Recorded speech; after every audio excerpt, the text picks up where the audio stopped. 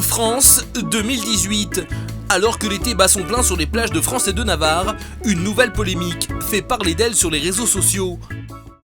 Le Pretty Privilege, ou dans la langue de Robert Ménard, le privilège de la beauté, est le nouveau sujet en vogue à l'heure actuelle sur Twitter.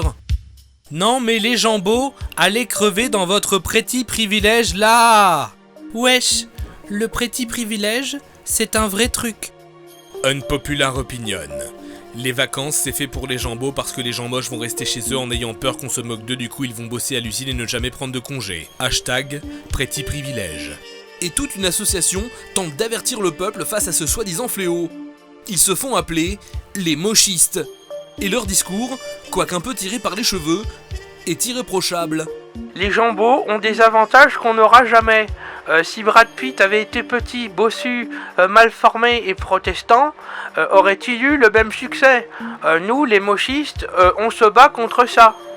Les jambeaux seraient oppressants, les mochistes en sont persuadés. Mais leur démarche ne s'arrête pas là. On a de plus en plus d'adhérents, et bien évidemment, on tient une hiérarchie. Une hiérarchie ? Oui, de la mocheté. Oui. Comment ça se passe en fait votre hiérarchie là ? Alors, c'est simple, on compte les points de mocheté chez les gens, et on divise, on fait une moyenne, et du coup, certains d'entre nous sont limogés parce qu'ils ne sont pas aussi moches, selon la moyenne. Enfin, vous avez compris. Donc vous voulez dire que certains nouveaux adhérents peuvent, grâce à cette méthode, obtenir une place plus importante dans votre organigramme ?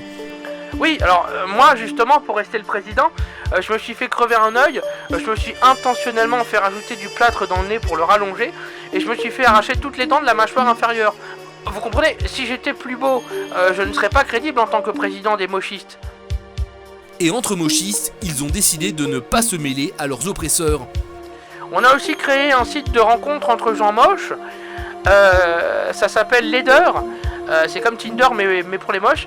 Du coup, certains d'entre nous qui auraient été conduits par de trop belles femmes ou de trop beaux hommes, peuvent finalement se retrouver dans une relation et peut-être même avoir des enfants moches. Comme ça, on est de plus en plus nombreux. Derrière ce qui pouvait ressembler à un apartheid de la laideur, se cache finalement un réel projet à long terme pour rendre la vie plus belle.